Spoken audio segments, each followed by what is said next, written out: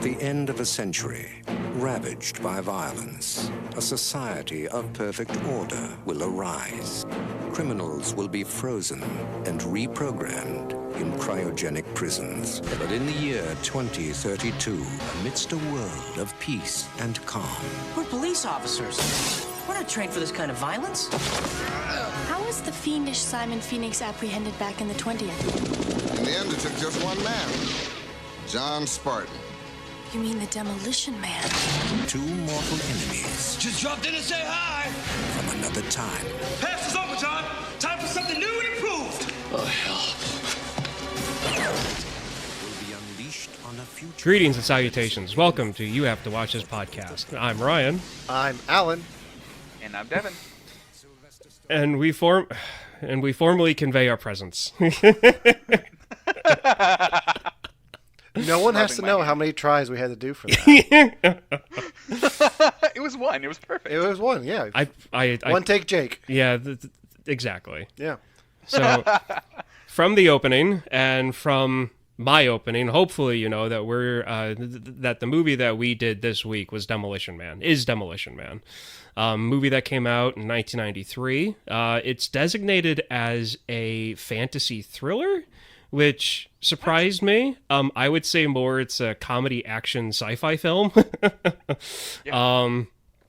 And it was I would say ushered in the 90s movie style personally. But I want to get to what you guys thought, since you two have never seen this movie before. And That is this correct. is like one of my top 10. So Okay. whoever wants to go first. Right on. Okay. I feel like I have seen parts of this movie before, but I also think I got this confused with his Judge Dredd movie. Oh yeah, I could definitely Is see Sandra that. Bullock in that one too? No, it's somebody else. Okay. Then yeah, I've definitely seen parts of this before on like Fox in the afternoon on a Saturday. Yes. This was a big network television action film because Yeah. it was easy to cut to make it for it to fit on network television. Which is sad because you lose all of the jokes about the swearing. Yes. I mean, Yeah. I'm sure they still swear and just make it like the Die Hard thing where they just change the words out to something that sounds Melon Farmer. close. Yeah. Oh, I hope so. But no, I enjoyed this one for what it was. It was fun. It was like very early Sandra Bullock. Yeah. Like mid-career Stallone, which is weird to say, but I did Yeah. the math. It's like middle of his career. Yeah. And then Wesley Snipes. And So- personally, my favorite role that he's ever done. Yeah, I can't Oh, really. he killed it. I can't really name that many Wesley Snipes roles. Like This and Blade. this Blade Yeah. U.S. Marshal. Okay. I don't think I've ever seen U.S. Marshals the whole way through. I've only I seen know. it once all the way I know through. Robert Downey Jr.'s in it, and that's it. Really? I don't think I've seen that movie at all then. I mean, I know it's a sequel. Like everyone from the Marshall team in The Fugitive comes back. Yeah. But, It's pretty much it's pretty much the second to that. Yeah, in that one, it's the no armed man that killed his wife, right? I think so. Okay. Aw. Devin, what'd you think? So I loved it. And I loved it so it did this insane thing where it just kept surprising me. And not the plot. The plot, I kind of knew it was going. I knew Sylvester Stallone was going to get his guy at the end. But I didn't understand or didn't know like how crazy the writers would get in this. So like the entire movie for me just felt like the writers playing a game of chicken with each other. And every time they would do something like that, I was so shocked and so blown away. So I loved it for that. Okay. Good. Am I coming in like way too loud, Ryan? Are you? Because He just did. Okay. Oh, It did just- I? Did I like pop in? Is that better? It just started. Devin, try it again. Is it better now? Is Yeah, it it like is. still like definitely? Yeah, I just turned really down your loud. headset, so. It's good. Oh, got it. Cool. Yeah, so I'm really happy to hear this from both of you. Good. to be honest, because like my mother-in-law has a program on her laptop where she can legally, quote unquote, legally rip movies off of DVDs and put them on her computer. Okay. And I have Demolition Man as one of the movies on my phone. So I can watch it whenever I want. Well, I've got to edit that out of the podcast because we can't say that. Okay, fine. I have the movie on my phone, and I watch it whenever I want. Honestly, though, did you expect one of us to hate this? No, I didn't. I was, afraid that Devon was going to be, there were so many 90s movie tropes in this. I was so afraid that he would say that.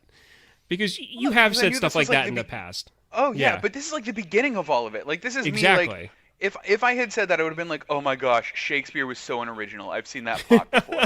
Like, I would never do anything like that. Like, I get it. So, yeah. Yeah. This movie fits into a Venn diagram of 80s movies, 90s movies. This one's in the middle. Yeah, it's right in the middle. Yeah. Oh, yeah. Like, I can see influences from both. Yeah. And most of that comes from Stallone. And, like, what was he coming off of for this one? Stop or My Mom Will Shoot? I have no idea. I hope it was. Oh, man. Well, Yeah, I like Stallone when he does comedy more than I think I like him when he does action. Yeah, I'm exactly the same. I mean, I hear he's just a bucket of laughs in Creed 2. I still have to watch that movie, I guess. I still haven't seen the first Creed. No, I haven't either. I heard it was really good, though. To be fair, I don't think I've seen any of the Rockies the whole way through, so... What? Actually, I've watched all of the Rockies except for the Creed ones all the way through. I've watched Rocky 3 into 4 at a bar once in college, which was amazing. That's good. Never went to that bar again, but that's the thing that I did at the... 4's when the robot shows up. The gaff. Oh, yeah. I see. I know there's a robot in it. Never seen the robot. Oh, that's like the best part of 4. But no, this movie was so good for the 80s campy parts of it because, like, oh my gosh, there were just like, I'll get into specifics later, but there's so many parts of this that I was just shocked and charmed by. Okay, so this movie, as I said, came out in 1993. He did Stop or My Mom Will Shoot. He did right before this. I called it. I didn't even have to look that shit up. I'm so proud of you. And then he did Cliffhanger right after this. Oh, yeah. Which I used to watch that movie like nonstop when I was a kid, and then I saw it once a few years ago, and I just kind of said under my breath halfway through that movie, I'm never going to watch this again. Okay. And then after that, he did The Specialist in 94. Okay. So yeah, so that's what his career was between 1992 and 1994. So, three action films and 2 comedies. Okay. Demolition Man counting as action and comedy. To be honest, I was kidding when I said the Stop or My Mom Will Shoot thing. I know. I knew that was a thing. I didn't know the timeline. I'm kind of worried for myself. I'm so proud of you. I feel like that's a sign that I need to like stop watching movies. Or don't, or keep going. So, do you guys know the dumb fact about Stop or My Mom Will Shoot? Yes, I do. About Schwarzenegger? I don't know. So, Schwarzenegger faked interest in this movie because Schwarzenegger and Stallone had this huge rivalry around this time. And Schwarzenegger faked a lot of interest in Stop or My Mom Will Shoot, hoping that Sylvester Stallone would fall for it because Schwarzenegger knew it was a really bad movie. So Schwarzenegger was like, oh, I'm going to get this. This is going to be my movie. And Sylvester Stallone took it from him and was in it, and he said he regretted it ever since. I feel like Schwarzenegger's like the biggest troll in Hollywood. He is. Yeah. Did you hear what he did when he was governor? He just revealed this a few weeks ago. He was on James Corden promoting that Terminator reboot that flopped. Oh. And they were doing the game called Spill Your Guts or Feel Your Guts, where you have to tell the truth to a question or eat disgusting shit. And James Corden asked him the question, what was something you lied about when you were a governor? And he laughed for a minute, and then he came up with this story. He when you veto a bill, you have to write a response to why you veto it. And he really hated the guy who wrote this bill, so he did one of those acrostic poems, like every letter on the side spelled "fuck you." And then like the press caught onto it, and they asked him about it. He's like, "No, I don't know what you're talking about. I didn't know that." He just leaned hard into the Austrian. Yeah, he's like, I didn't know. That. I'm sorry. So Not sending me to the cooler. this so Demolition Man, I just looked this up because I didn't look up any of this stuff beforehand. It was nominated for Best Costume, Best Special Effects, Best Science Fiction Film, Best Visual Effects, and Best Villain. These are all nominations. The only one I care about to say anything about is the MTV Movie Award, which was a nominee for Best Villain. It won a ASCAP award. It was a winner for Top Box Office Films. Not sure exactly what that category means, but there's that. But yeah, no, so my experience with this, I know I said before about an R-rated movie that we did recently that I said might have been my first R-rated movie, but I can't remember which one I said that about at this very moment. But I have to take that statement back because I actually believe it's this one because I have a very specific memory of this. This movie came out in 93. So I was like 7 years old when this movie came out, and I was still in elementary school, obviously. Yeah. The student, so just to give you an idea of what an East St. Louis school system does for its Students of the Month award, all of the elementary school kids who got Student of the Month got the movie poster for this film. I love that. And so it got me interested because a friend of mine got it, and I was like, Demolition Man, oh, look, that's Sylvester Stallone. That's cool. I mean, as a 7-year-old, I knew who he was. So I remember asking my parents about it, and I told my parents about it, and my dad was like, what? What movie? And so the school in the newspaper was it a week or 2 weeks? Might have been 2 days later. I can't remember. The school system had a formal apology in the newspaper that they gave their elementary school students posters to an R-rated film as their, congratulations for the month thing. So it was a movie that I always asked about. So I truly believe this might have been my first R-rated film because when I was sick and I was in the hospital and I was in the 5th grade, this was like one of 2 R-rated movies my parents got the okay from the hospital director, people for family stuff. So I could watch it in my room because at a children's hospital, being in the 5th grade, they needed the okay from the parents for me to watch anything that was overrated for me. And this was one of the few movies that I could watch. So I know as a 5th grader, I was watching this movie. Unedited. Unedited. There were a couple of racy scenes in here. I had it on VHS for crying out loud. I think I've owned this movie 3 times. Wow. God, this would be a good one to watch on VHS. Oh, it is. Yeah. It is. Speaking of VHS tapes, did I tell you guys what happened to me the other week? No.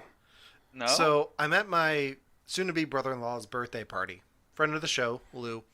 Hi, Lou. Oh, Lou. So we're all hanging out. It's late October. The party's outside, so we're all hanging out in their garage. And I just hear a voice from the end of their driveway saying, "Alan, come here." I was like, it was my sister calling me. I was like, I don't know what's going on. She was walking somebody to their car. And then so I walked down in the dark. I was like, well, hey, what's up? And my sister just hands me a giant box full of VHS tapes. What? Like, here, do you want these? I was like, yeah, sure. Not knowing what was in it. Just taking this box of VHS tapes to my car. There's some good stuff in there. And most of them are still sealed. What's your favorite thing you have in there? A lot of James Bond, 90s James Bond. So Pierce Brosnan, Jurassic Park. I think Lost World's in there. There's a weird Western with Jeff Fahey. Oh, I don't even know Yeah. who that is. He's Lapidus from Lost. Oh, no way. I didn't know Yeah. he was in a Western. So yeah, there's some like really weird stuff. I have to bring it out then and show you. I just put it away. But yeah, it's like I guess I'm taking this box of VHS tapes. So I'm so happy. embracing my true millennial. Of course. It's retro now. Yes. So yes, Ryan I'm sorry. told his little bit about his like interaction with this movie at a young age. I have to tell mine. Okay. So I had seen this movie a little bit like Alan did, like the first like 30 minutes of it on like Fox in the afternoon or FX or whatever it was on. Yeah. And I had just caught like the part where they were like, "Oh, you don't know how to use the 3 shells? The 3 shells!" And in the back of my mind, for years, I wanted to know what the heck these 3 shells were and how you use them. And now you Guys, know, I looked right? it up today, and it's horrifying. It is 1,000 times worse than I thought it was. Right? Like, Oh, it is. Did you guys look it up? Do you know? I know, Ryan, you know. I did not look it up, but I've known this moment was coming because Oh. for weeks now, since we decided we were doing this episode, Ryan's like, like he was setting you up to know what the 3 shelves were, and Oh he's my like, God. it's not in the movie. He's gonna Google it. No, I Googled it, like, right away, because it wasn't in the movie, and I got so mad. Especially because I knew how the movie ended, what the last line was, and I knew that you'd Yeah. be fuming at the end. Like, he told me it was in this movie, and it's not. know, I was the like, what movie is ends. The movie ends. The movie ends with Sylvester Stallone saying, "What the hell is with those damn 3 seashells?" And I knew that was like, that's going Yeah. to drive him nuts. It So, did. so enlighten me, I guess. Oh, I guess not. I will. No, I'll tell you. So Sandra Bullock gave a response that's incorrect, but her response of it was she thought it was a bidet system. She thought one of them had to do with like pressure, one of them had to do with like temperature, and one of them had to do with like, I don't know, how timing or something like that. That's wrong. One of the writers came out and said what it was. So you take 2 of the shells and you make them like chopsticks, and then you use it to help remove the poop from your butt as it's coming out, and put that in the toilet while it's happening, and then you throw those in the toilet and use the 3rd one to gently scrape away the shit from your asshole, and then throw that one in the toilet. That's what the 3 shells are! Guys, what is this movie? Oh man. Which makes, I forget the actor's name, but it makes his laugh even funnier. Rob Schneider? Rob Schneider. It makes his laugh even funnier in that scene. He doesn't know how to use the 3 seashells. Like, oh, this movie is one of the few that I can watch over and over and over again and still laugh out loud at on my own. Like, I belly laugh through this movie. I'm trying to figure out logistics of using them as chopsticks. I guess it'd be more like a claw machine, right? It's like a clamp, yeah. It's like a clap. It's So like wait, the...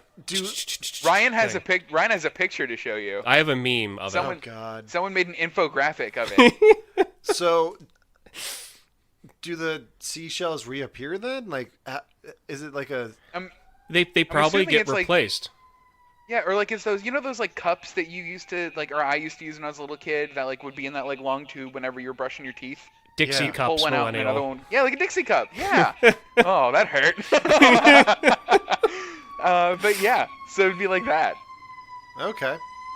Yeah. Hey, did somebody light a barn on fire or something? Yes. No, Wesley Snipes just lit like a pile of gasoline on fire. He lit the capacitance gel. He lit the... Okay. So, side note, Ryan, go ahead. No, you go ahead. So, Ryan, you talked about Wesley Snipes being up for Best Actor or Best Villain for this. Yeah. Totally deserved. Like, Yeah. he killed it in this. Yeah, to me, he is... When it comes to, like, action villains, like, not horror villains, but, like, action villains, this is my favorite. If I had to take, like, a bunch of villains from, like, the DC, Marvel, like, action movies and put them together, Simon Phoenix would be the leader. Yeah. Because, and the reason why is because he enjoys his work. He enjoys what he does. All of the oohs and ahs and, like, it's like the bright eyes whenever he would see anything, and all of the, like, weird, like Like here, he's in the armory and he sees the cannon and he's going over going, ooh, ooh, ooh, ooh, because he's really excited about the cannon. Yeah. All of that's perfect. He loves his job. He loves his job. See, I liked him in this, but I'd rather... I want to see him team up with Sid from Virtuosity.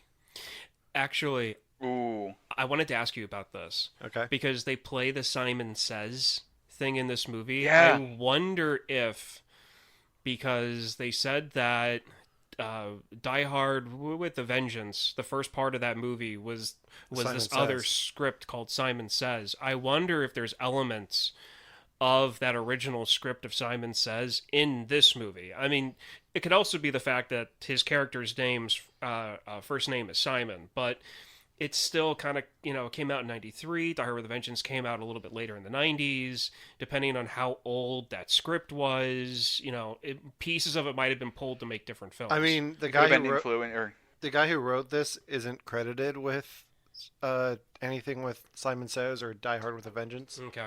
He is responsible for Son-in-Law with Pauly Shore. Oh, wow. Oh, I love that. Oh, that's funny. But yeah. Okay. So I have one note. I had a few notes. Uh-huh. So I split this movie into 2 viewings. Okay. I finished the last half hour tonight. But I watched it last night and took a few notes. So the cop at the beginning, who's like berating Stallone after they arrest Wesley Snipes for like blowing up the building. Yeah. Is it just me, or was that Gordon Ramsay? It might have been. What? He looked exactly like Gordon Ramsay. I didn't even catch it. Yeah, it was disturbing. You were not supposed to come down here. You were not supposed to try to apprehend Simon I was just waiting for him to take the 2 pieces of bread and put them on Stallone's face. Like, what are you? He definitely looks like Ramsey. He really does. Yeah. And then the other note that I have is just kind of something that made me giggle. Okay. At one point, Sandra Bullock says the line, "While you were sleeping." I was like, she was in that movie. That was before this, right? Like, that was probably intentional. I think that was after this. Oh, it was after it? Then never mind. Yeah. Because I looked up her career before, like, around this time, too. Where was she? I looked at too much stuff on IMDb today. All right, so before this, this was, like, right before Speed.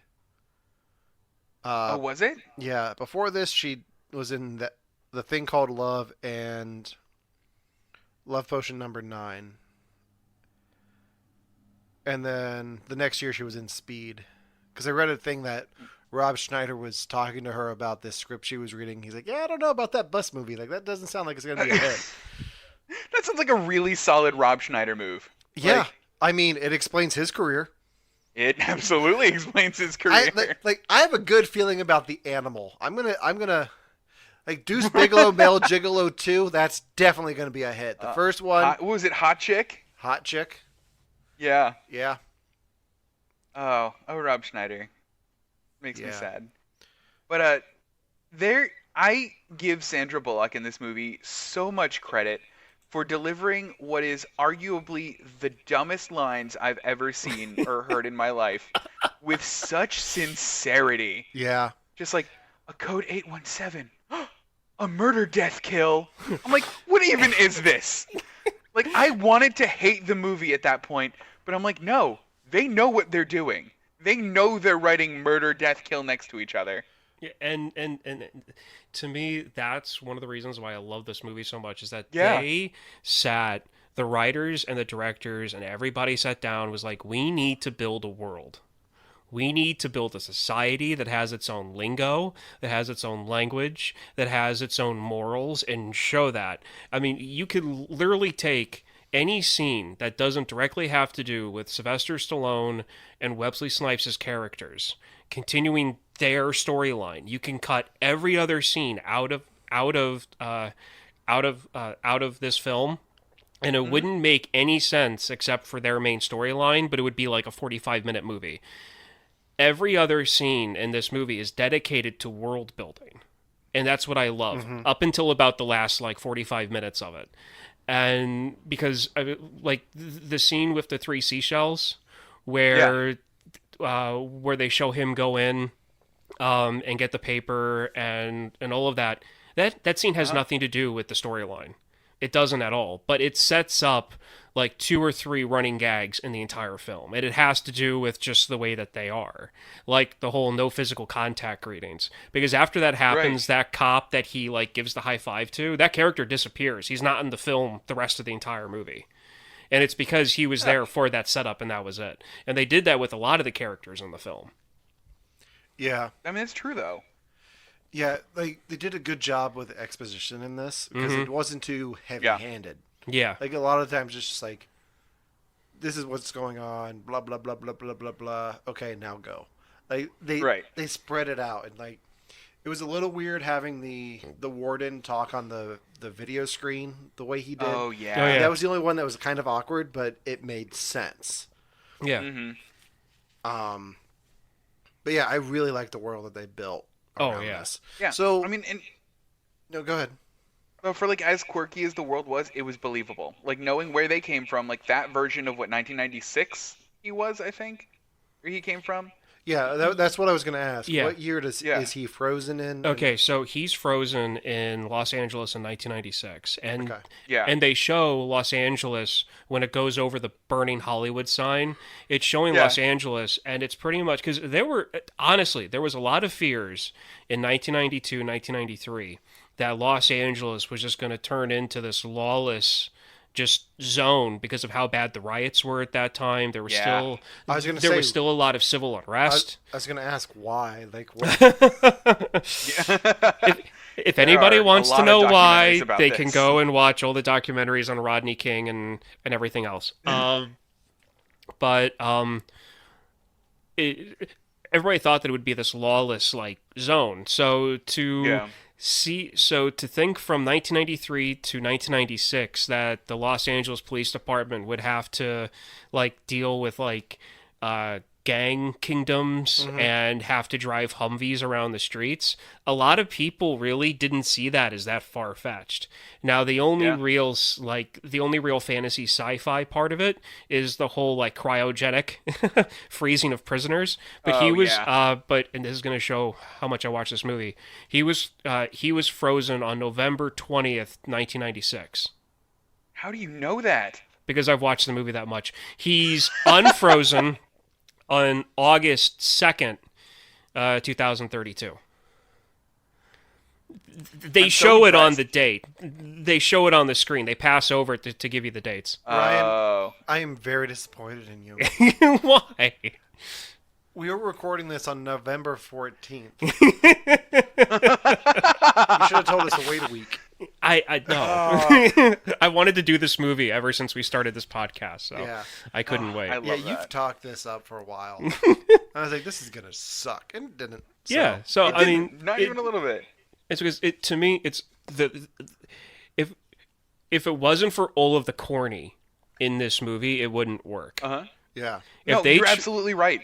If they tried to play this serious, it wouldn't work, and I feel like everything plays into when I was in high school, I actually debated using this movie for a political paper that I was going to write to show the hypocrisy of both sides of the aisle, because a liberal and a conservative can watch this movie, and if they're blind because of their stance politically, they could look at this movie and both say the same thing. See, this is a conservative dream. See, do you see this? This is a liberal dream.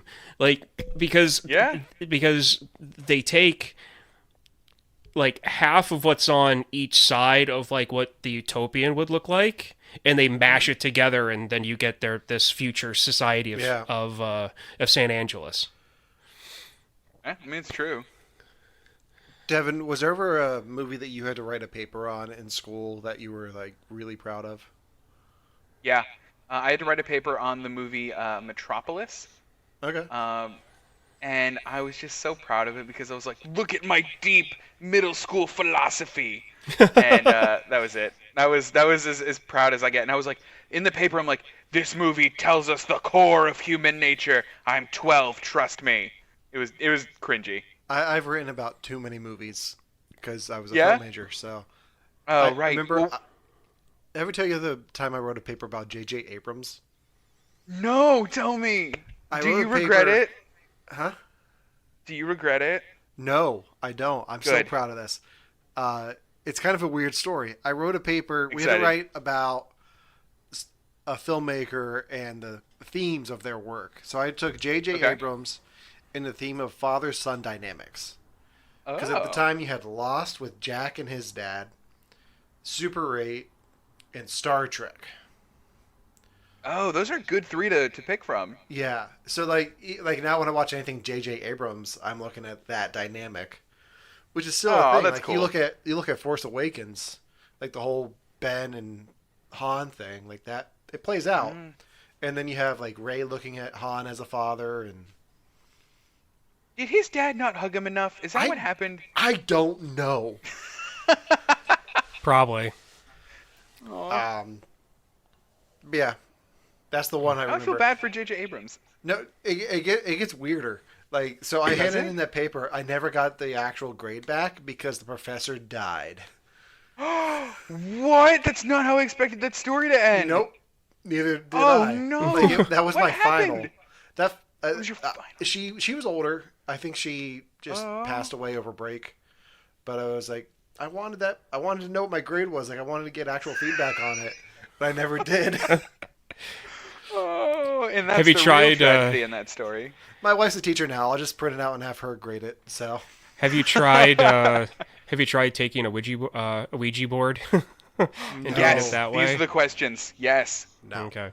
So, because I didn't do any research prior to coming over, and I think it's clear that none of us did when it comes to facts. I researched the shells. That is the important part. There we go. So 2 things I want to point out.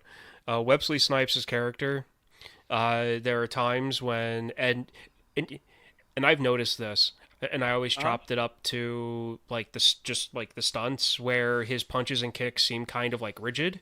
Yeah. I didn't know this. He's actually a black belt, and he had to slow himself down for the camera because his punches and kicks were too quick for the film.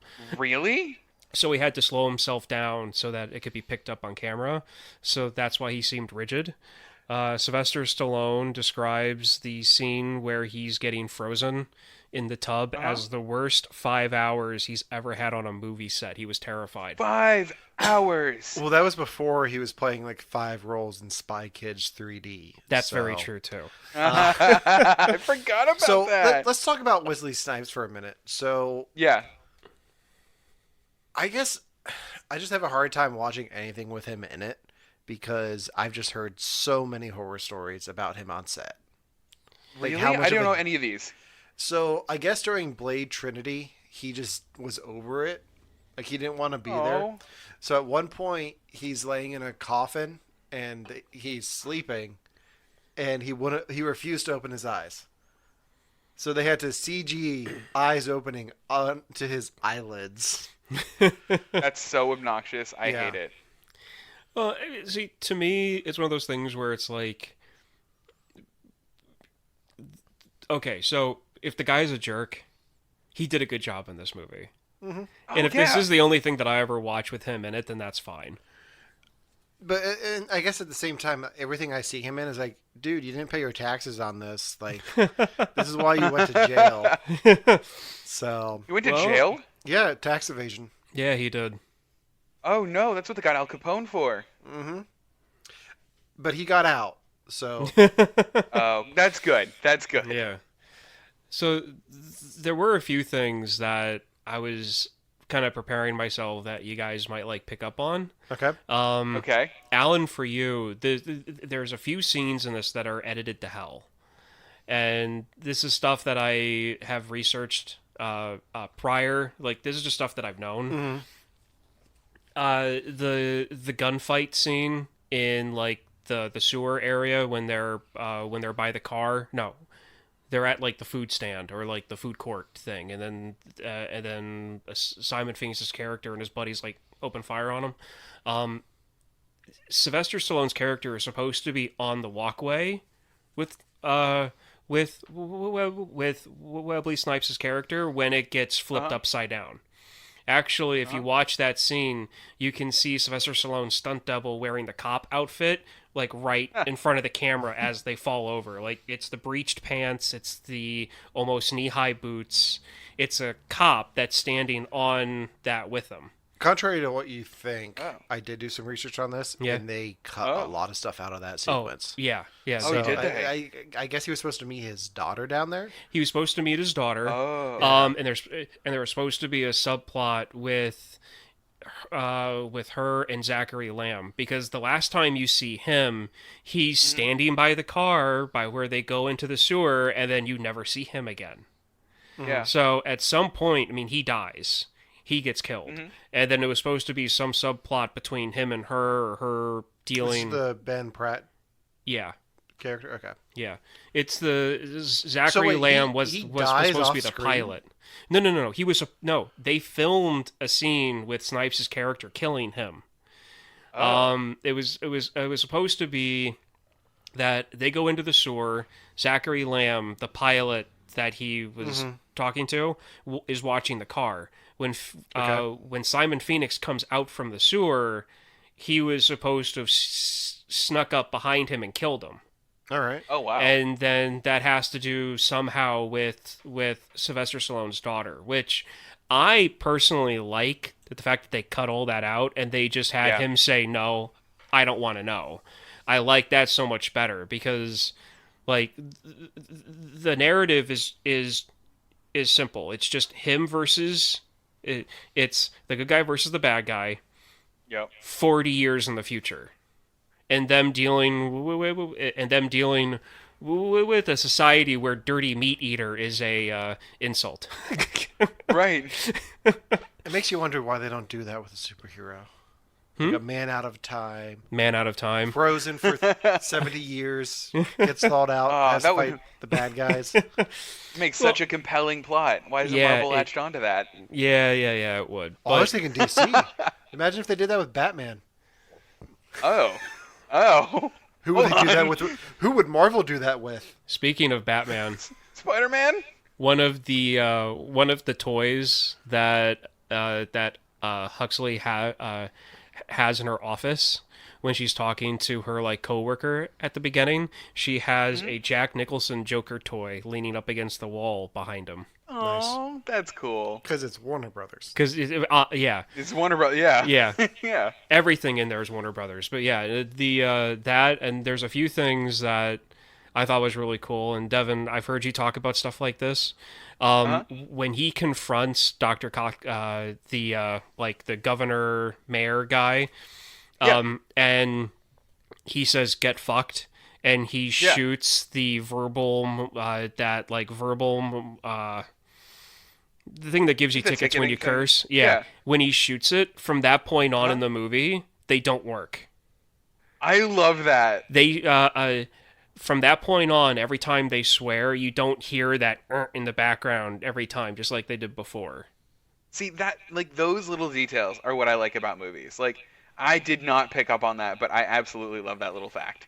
Yeah, that, and when Lenina Huxley walks into the police station, the first time you see one of those things, she walks right past it, and it's the only thing on the wall.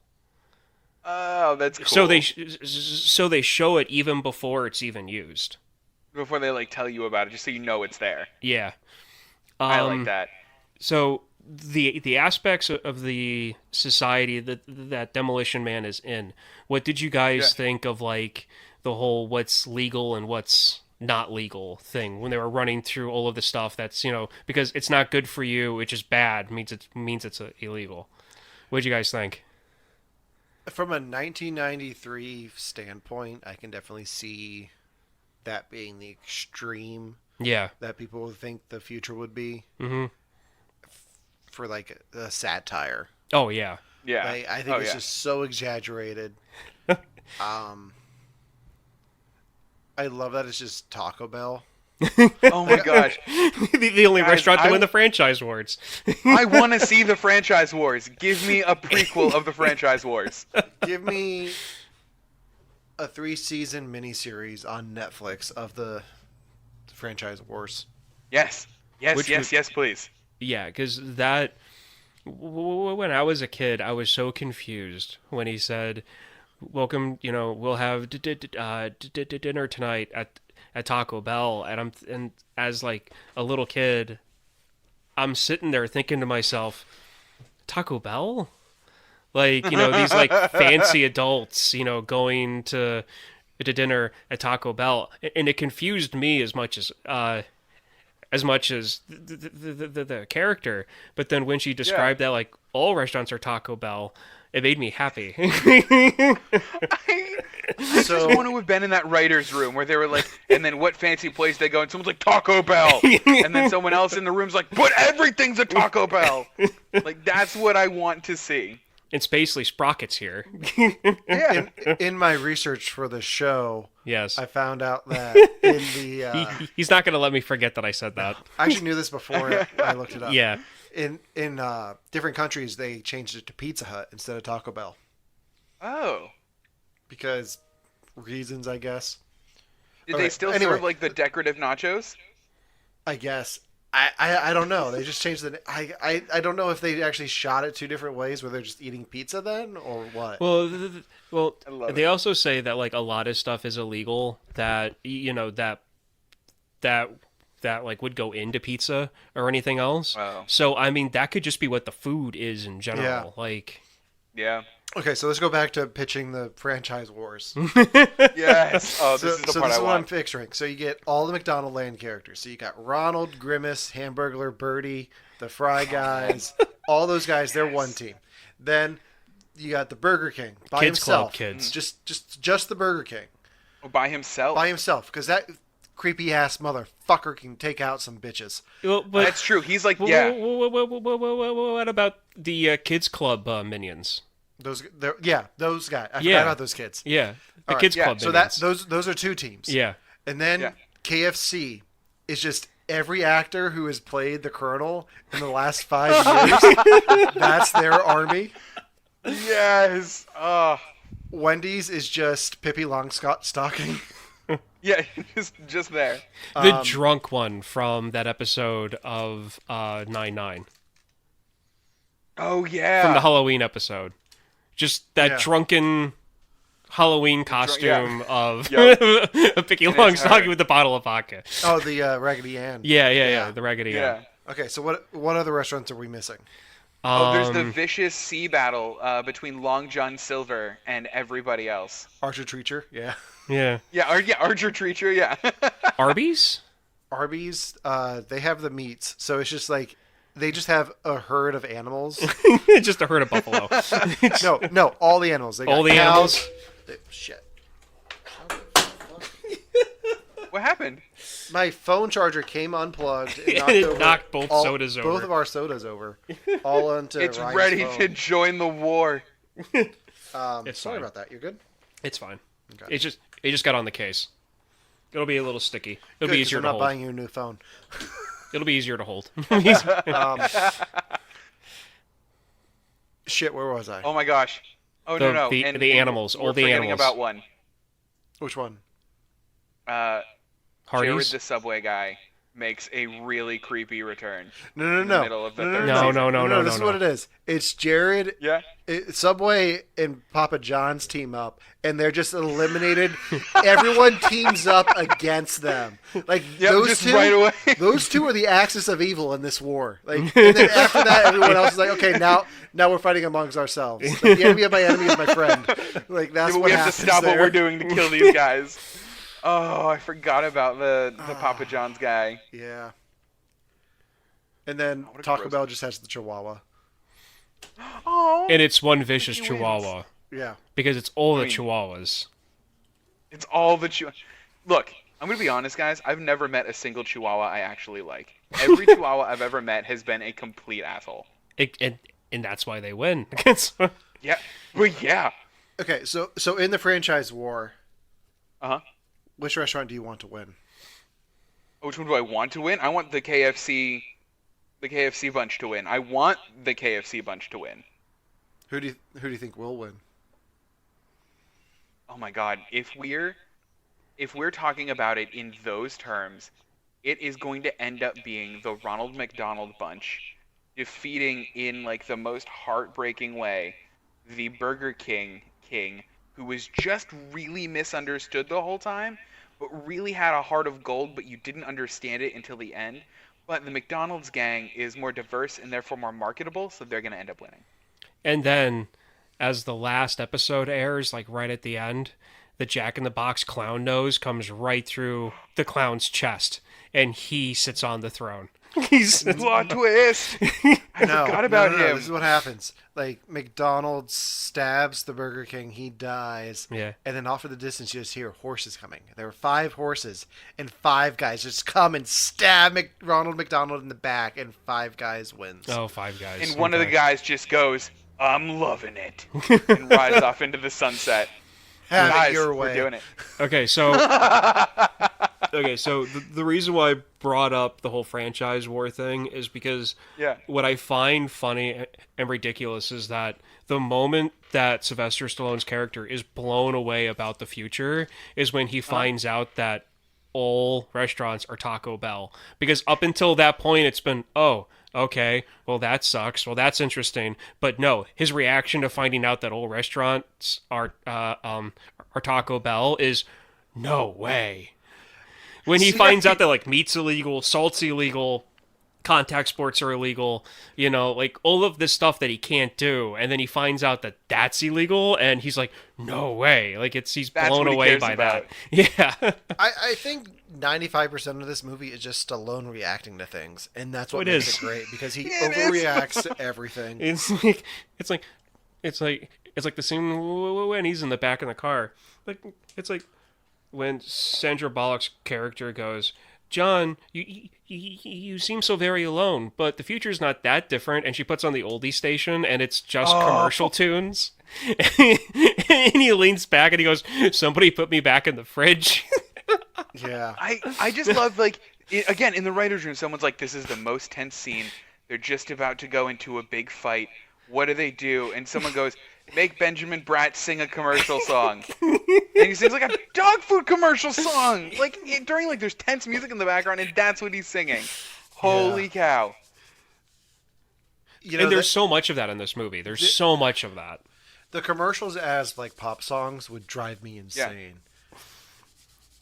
But it's oldies. It's nostalgic for them. That J.G. Wentworth theme song would just be the one that is playing all the time, and I would never get it out of my head. Okay, so since I was a kid, there are 2 things in this movie that have shaped me. And one of them is when they walk into Taco Bell, and there's the guy at the piano, "Gardens in the valley, valley in the garden." Oh, no. Yeah. Garden in the valley, garden in the valley. Valley, and I'm keep on screwing it up because I'm doing 2 different things right now. I'm wiping my phone and trying to sing, and it's not working. But it's that tune from the Jolly Green Giant thing. That version of the tune from this movie has been stuck in my head since I was 10, and every now and then it comes up. It's like dun dun dun na na na na na na na na. Valley of the Jolly Green Giant. Like, it's stuck in my head forever. Devin, what song is stuck in your head forever? I still got the Shining theme in my head. Oh, the Shining theme? From last week, yeah. Oh, man. Like, what's in your head right now? What's in my head right now? Yeah. So we were talking about this, and I had actually thought a lot about what jingles really stuck with me. The Oscar Mayer one. Like, hands down. Like Baloney has a first name? Yeah, that one! Yeah. Oh, it's like glued in there, man. Yeah, that's a good one. I got it back. Greens you got it back? in the garden, garden in the valley, valley of the Jolly Green Giant. And she's got the background singers in there, and then of course you can hear it just repeat over and over and over again as they're talking. It's great. But that, and then also all of his like oohs. Like all of Simon Phoenix's like exciting little oohs and ahs and stuff. I do that constantly sometimes. Yes. Like I'll see something that like, you know, like I'll look over and see something like, ooh. I've done it since I was 10. Like, it's like this movie shaped me. Well, partly. It's yeah. I love that. So wait, and I was thinking about this too, is the art of jingle writing a lost art form? Or Yes. are there still jingles out there that would rival any that they had in this movie? Because I don't watch a lot of live TV, so I don't see a lot of commercials. I don't think it's as huge as it is now. Or I don't think it is as huge now as it was back then. Because that was, like, you got to figure out, like, the Jolly Green Giant, the Oscar Mayer, they probably started on radio.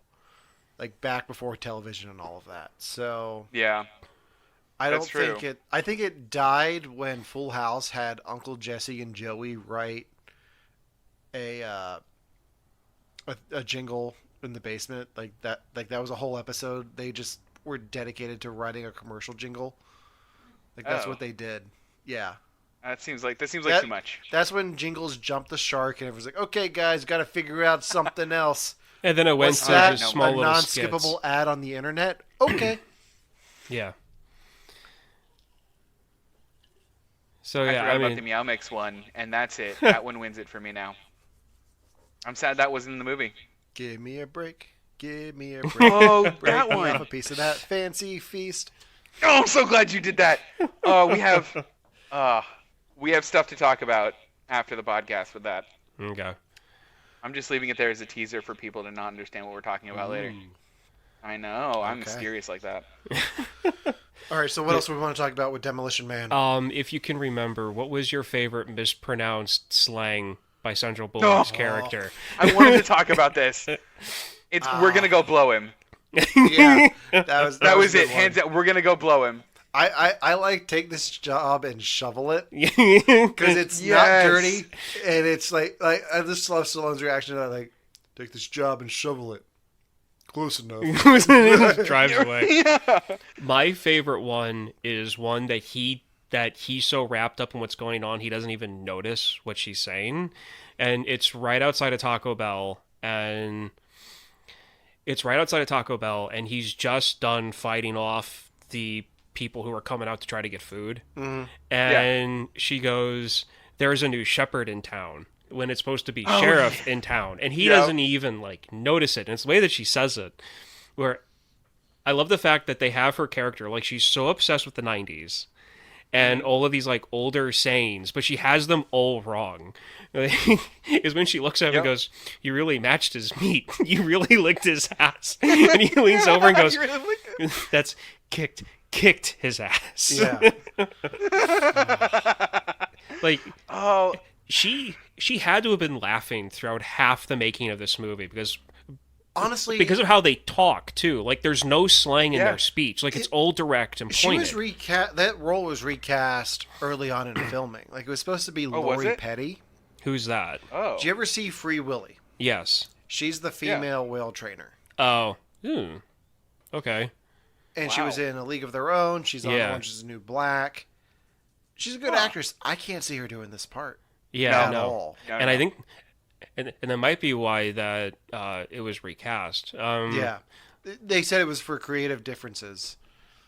So Sure. Yeah. I can see it. Yeah, see it. like she Yeah. wanted to play it one way, and they were like, "No, you've got to play this straight because I mean, honestly, out of all of them, like she is intelligent because they show her doing things that obviously she wasn't trained for.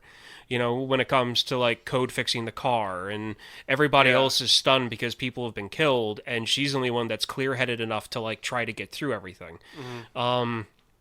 I love her interactions with the computer, though, because she asks the computer if it's coming down with a virus, and the computer actually answers her and says, "Of course not." Like, it doesn't say no. The computer responds with, "Of course not. I'm not coming down with a virus." And I just thought Right. that was funny. But after that, the computer doesn't have any other personality besides that going forward. But it was still a nice touch. Yeah. I did see the voice of the computer in this is the same voice of the computer in The Thing, Really? which we did an episode back about a year and a half ago. So just scroll through your feed and go Yeah. check that out. Was it the new thing or the old thing? The John Carpenter 1982. The John Carpenter one? Yeah. Yeah. Not the newer one. One of the things that I like about this movie too, and I always have appreciated it for, and one that I bring up a lot, is that you can do a science fiction movie and not have a lot of like CGI in it, because the only CGI in this movie was on the computer screen where they were laser cutting Stallone out of the block of ice. Other than that, all of the like landscapes was paintings. Oh, was it really? Mm-hmm. Movies used paintings for the longest time when it came to landscapes like that. Yeah, if you go to the Warner Brothers studio tour, they take you up to where they like the workshop they do those paintings in, and it is so cool.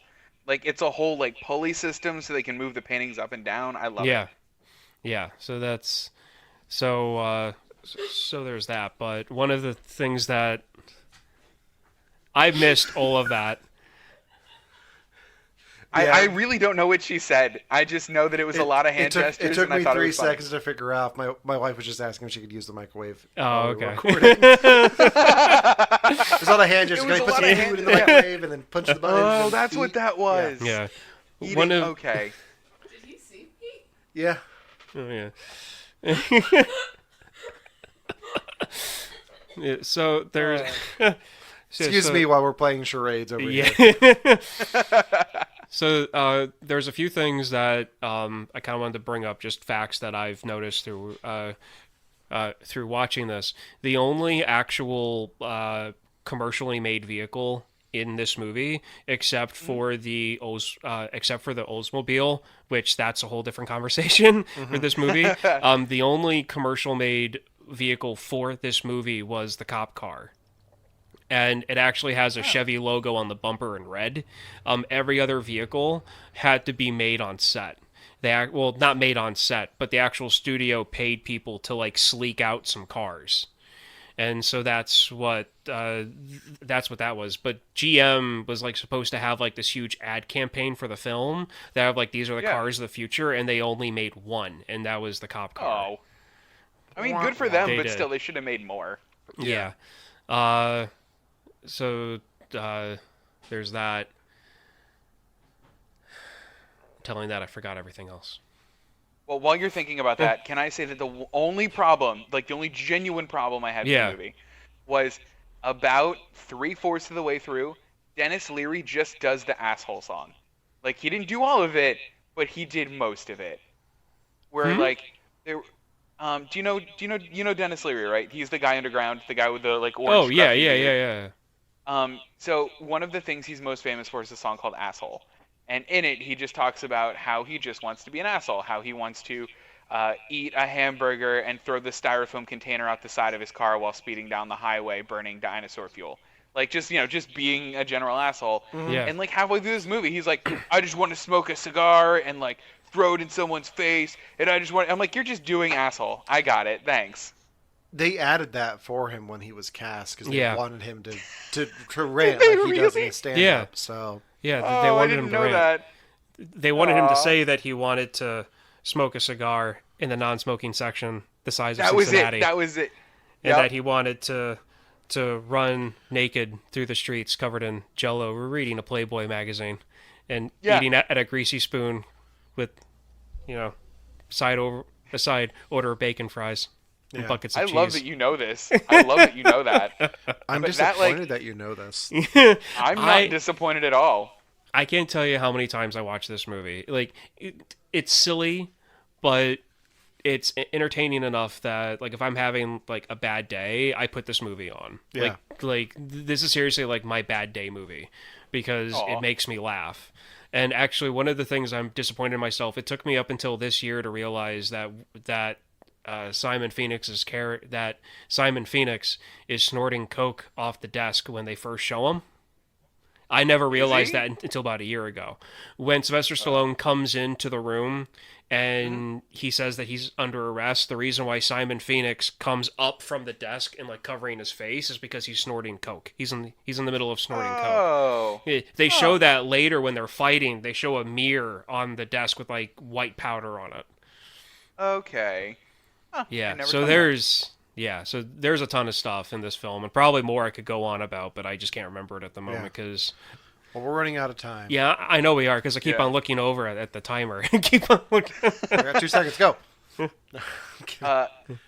How wonderful was the rat burger scene for you guys? Because that was like my favorite bit of Sylvester Stallone acting.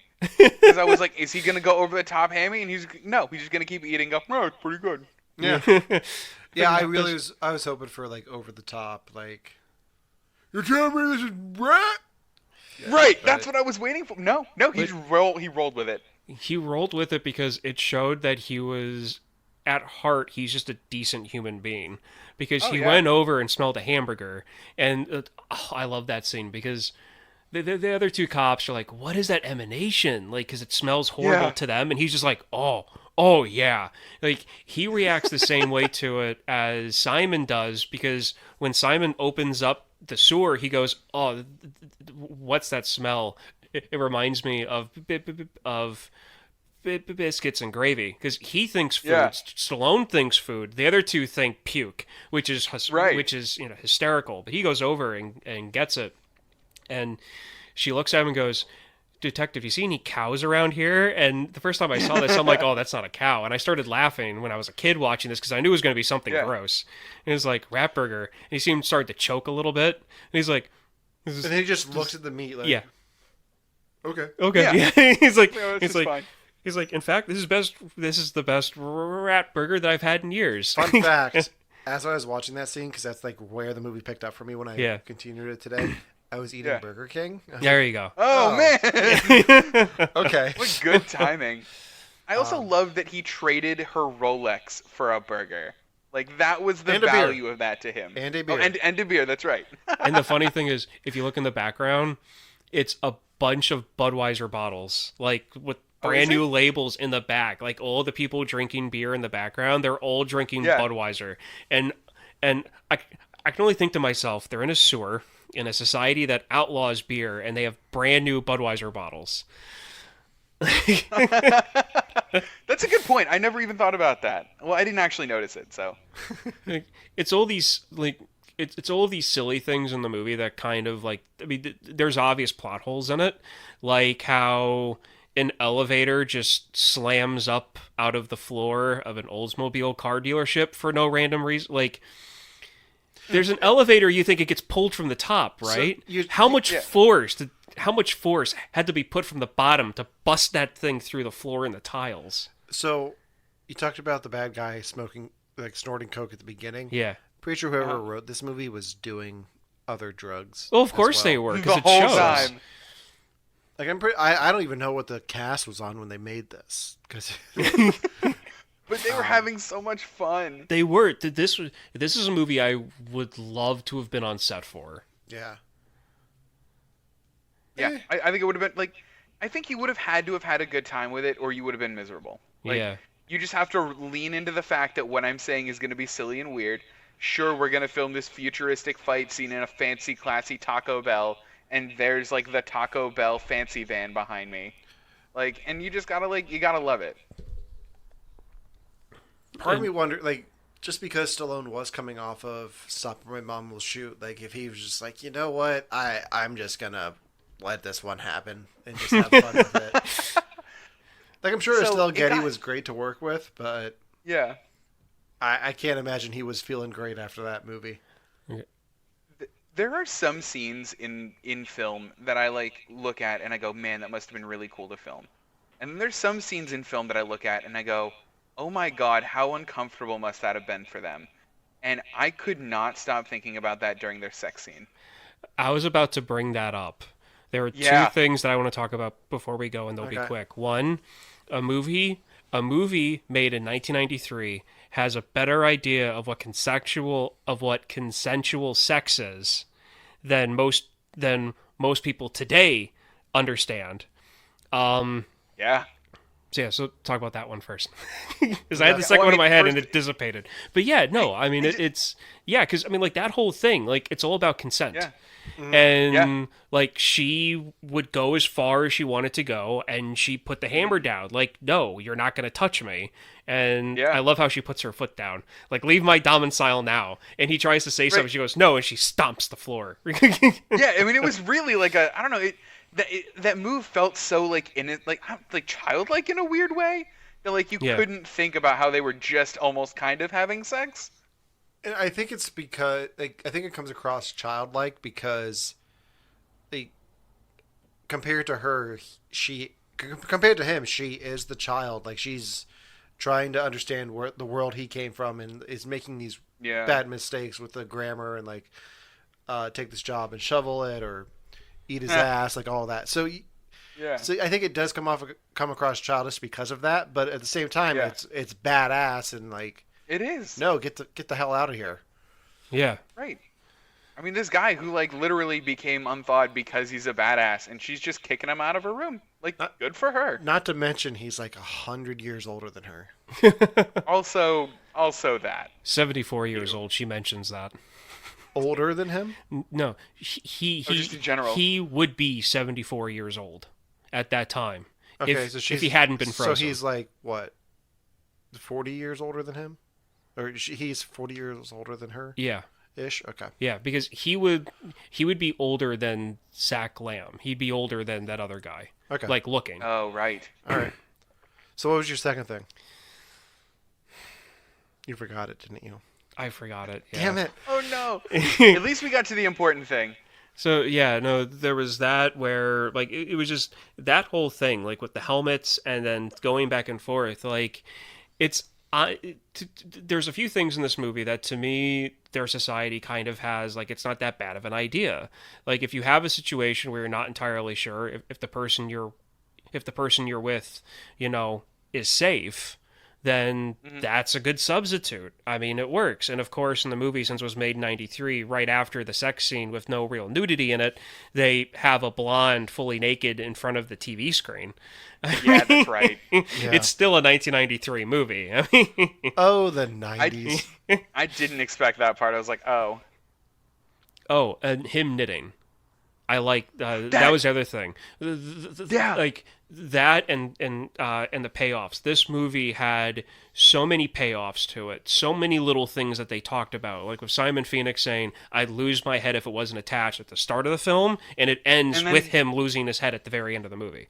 And then you've got him with the sewing, and then that gets the plot going of, well, then how does Simon know the password to the cuffs? And he says, I wish I knew. And he says how like he's possessed using the interface. And you know, you finally realize like, oh, he was programmed to do this the same way that Stallone is programmed to want a needle and thread if his shirt rips. Right. Yeah. Which like that part, like that's one of those other parts where they're like, what are we gonna make Sylvester Stallone do in the movie? How about knit? And like someone like you could tell it was like the best day in the writer's room. I feel like Schwarzenegger was in the writer's room, like, okay, then we're gonna make him knit, and he has to deal, with the fact that I was president. He's the deal with the right, and that's the whole part. I'm gonna be president. We're gonna make Stallone knit. We're gonna cover him in liquid goo. Secure foam. Secure foam. Secure foam. I thought I was toast, and then all of a sudden I turned into a cannoli. I did like that line. Yeah, that was good. Man. I would watch this. I would just go in and watch a supercut of his reactions to everything. Yes, absolutely. All right. So I just thought of a question quick. Is there anything about this feature that you guys would genuinely non-ironically want to keep? And mine would be the car foam. Like the super foam. Like, if that's what car accidents look like, sign me up. I was going to say the same thing. Like, that's kind of cool. Like, if you could figure out a way to make that work and protect people, I'm all for that. Everything else in this movie we kind of already have. Like, the computer systems, the video chatting. Like, it's like, that's how we're doing this right now. Is like... Right, we're living it. Yeah. And they didn't overreach in this film when it comes to future, when it came to technology. Everything that they do in this movie could technically be done, except for the cryogenic thing. Everything in this movie that they show, we have. Yeah. It's just a question if we've implemented it or not. The one thing that I would definitely want to keep, like this, the secure foam, definitely.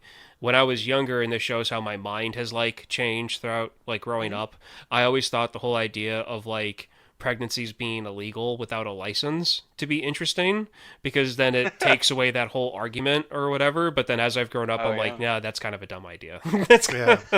Because they go through all this stuff that's illegal, and the only thing that I was like, oh, I could kind of see that was that aspect of it, like meat being illegal, that's stupid. Contact sports being illegal, that's stupid.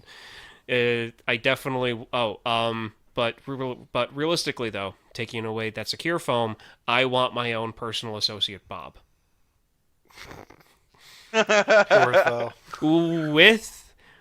And I want him with the skunk hairstyle, and I want him in the kimono like outfit. Like I want an associate Bob with me 24/7. Also, in my research for the episode, I learned that character was supposed to be a eunuch.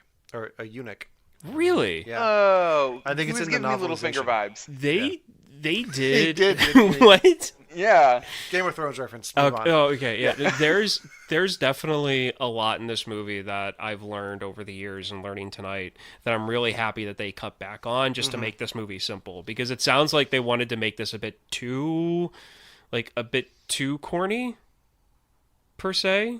Yeah. But I'm happy what they did, because not having his daughter involved, not doing the whole like Zachary Lamb death thing, just ending this movie on a nice like what the hell are the 3 seashell things are about. I like that. That was good. That was a good way to end it. That's a good way to end it. It was. And it's also a good way to end this episode. Because we need. Look at that. Yeah, we do. Yeah, that's all I've got. Yeah, that's all I got. I'm good. You're running point on this one. Is that all you've got? Oh, yeah, that's right. I am running point on this. I forgot. Yeah. Okay, so if that's all we have, Alan, you good? Yes. Devin, you good? I know what the 3 shells are. I'm good. Okay. So from You Have to Watch This. This is we got to tease next week, man. I've never done the closing before, so give me some slack, man. Come on. So next week, we've chosen the film that we're doing next week. Yes. Yeah, we have. It's going to be Frozen, because I've never seen Frozen. I'm so excited for this one, guys. Actually, hold on. Guys. Okay. So hold on. I might heavy breathe, but I'm okay. Hold on a second. So next week, or I think I'm releasing this on Tuesday. So next week. So later this week, you guys are going to have me watch Frozen for the first time. Yes. Because I've never seen it. So.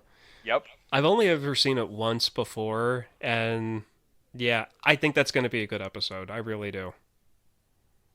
I'll let you guys know how many times I've seen it next episode, but it's more than 5. Oh my God. Oh, wow. Please tell me. It's to the musical. I will tell you how many times I've heard Let It Go, and it's more than 50.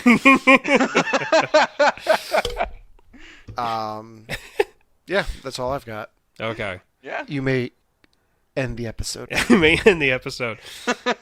So if that's all we have, then for You Have to Watch This podcast? Yes. I'm Ryan. I've been doing the show for 3 years. You got the name right. I've never closed it out before.